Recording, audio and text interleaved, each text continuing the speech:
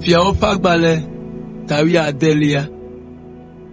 Le isiamela Yehowa fe gbevana fia basa to nyagbrodila Yehu jibe medewo tso keme bena du fia de nye dukɔ Israel dzi ke to Yeroboam ƒe nu vɔ̃ wɔwɔ ƒe mɔwo dzi ena nye dukɔ Israel wɔ nu vɔ̃ eye wodo dziku nam kple woƒe nu vɔ̃wo eya ta azɔ la matsrɔ̃ wo kple wò ƒometɔwo abe ale si metsrɔ̃ Yeroboam ƒe dzidzimeviwo ene.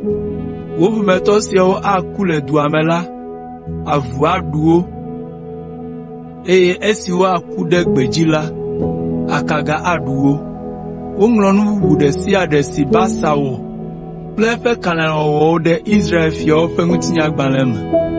Basa ku, woɖii ɖe Tiza, eye via Ela ɖu fia ɖe eteƒe. Nyagblɔɖila Yehu gblɔ nya si tso Yehowa gbɔ, tso Basa kple eƒe ƒometɔwo ŋu, le nu vɔ̃ siwo Basa wɔ ɖe Yehowa ŋu ta. Edo dɔmedzoe na Yehowa, menye le eya ŋutɔ ƒe nu vɔ̃ ɖeɖe ko ta, abe ale si Yeroboam wɔ le eŋgɔ ne o, ke boŋ le ale si wòwu Yeroboam ƒe ƒometɔwo katã hã ta. Ela, Israel fia. Ela, Basa ƒe viŋutsu, dze fiaɖuɖu gɔme le Yuda fia Asa ƒe fiaɖuɖu ƒe ƒe 29 me.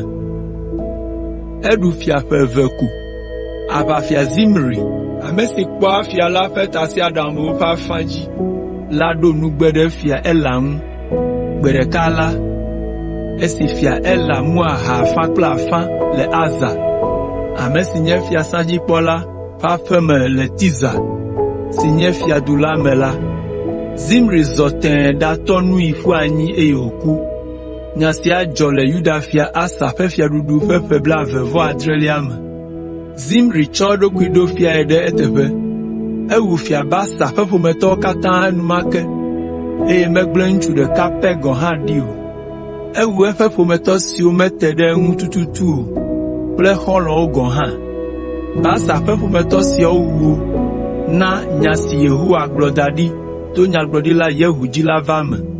Dzɔgbevɔ̃e nya sia dzɔ le Basa kple via Ela ƒe nu vɔ̃wo ta, elabena wokplɔ Israel de legbawo subɔsubɔ me, eye Yehowa do dɔmedzoe ŋutɔŋutɔ. Woŋlɔ nu mamlɛawo tso Ela ƒe fiaɖuɖu ŋu ɖe Israel fiawo ƒe ŋutinyagbalẽ me. Zimri, Israel fia. Le Asa, Yuda fia ƒe fiaɖuɖu ƒe ƒe 27 me la, Zimri ɖu fia le Tiza ŋkeke 7.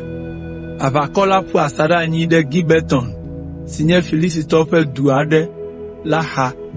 Esime Israelviwo se le asaɖa la me be Zimri ɖo nugbe ɖe fia la ŋu, eye wòwui la, wotsɔ Omri, woƒe aʋafia ɖo fiae gbe ma gbe ke le asaɖa la me.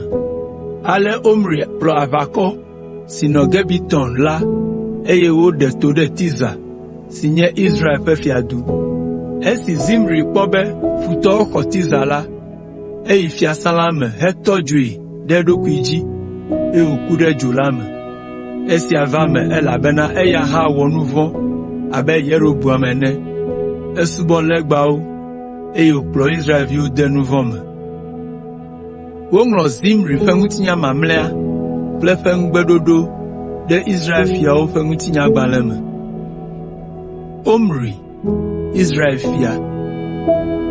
Azɔ la, Israel fiaɖuƒe la ma ɖe akpa 2 me. Akpa ɖeka nɔ aʋafia Omri dzi, eye akpa 2 nɔ Tibni, Ginat ƒe vi dzi. Ke aʋafia Omri ɖu Tibni dzi. Wowu Tibni ale be ame aɖeke megaʋli fiaɖuƒe la kple Omri o. Yuda fia Asa ɖu fia ƒe 31 esime Omri de asi fiaɖuɖu me le Israel. Omri ɖu fia ƒe 1 le Tiza. Eƒle Samaria togbe la le semesi hena klosaloga kilogram 70, eye wòtso du ɖe edzi. Etsɔ Seme, ame si wòƒle togbe la le la ƒe ŋkɔ na du la be Samaria. Ke Omri nye nu vɔ̃ wɔla wu fia siwo katã do ŋgɔ nɛ. Esubɔ legbawo abe ale si Yeroboam wɔ ene, eye wòkplɔ Israelviwo de legba subɔsubɔ me. Woŋlɔ Omri ƒe ŋutinya ɖe Israel fiawo ƒe ŋutinyagbalẽ me.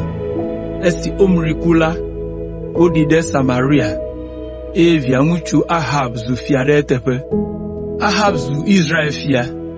Yuda fia Asa ɖu fia ƒe 38 esime Ahab zu fia ɖe Israel dzi. Ahab ɖu fia ƒe 42. Ahab wɔ nu vɔ̃ wu fofoa Omri gɔ̃ hã. Ewɔ nu vɔ̃ wu Israel fia ɖe sia ɖe. Hekpe ɖe esiawo ŋu la, eɖe Yezebel, Sidon fia Etbaal ƒe vinyɔnu, eye wòde asi Baal subɔsubɔ me. Gbã la, etu gbedoxɔ kple vɔsamlekpui na Baal le Samaria. Emegbe la, Ahab li aƒeli bubuwo, eye wòwɔ nu vɔ̃ bubu geɖe siwo gado dɔmedzoe na Yehowa, Israel ƒe Mawu la, wu Israel fia bubu siwo katã do ŋgɔ nɛ. Le esime Ahab nɔ fia ɖum la, ŋutsu aɖe tso Betel, ame si ŋkɔe nye Hiel la gbugbɔ Yeriko tu. Esi wòɖo gɔmeɖokpea la, via ŋutsu tsitsitɔ Abiram ku, eye esi wòwu enu hede agbowo duawo ƒe gliwo nu la, via ŋutsu suetɔ Segub hã ku. Esia va eme le fiƒode si Yehowa da ɖe du la dzi, abe ale si Yosua, Nun vi la gblɔ ene la nu.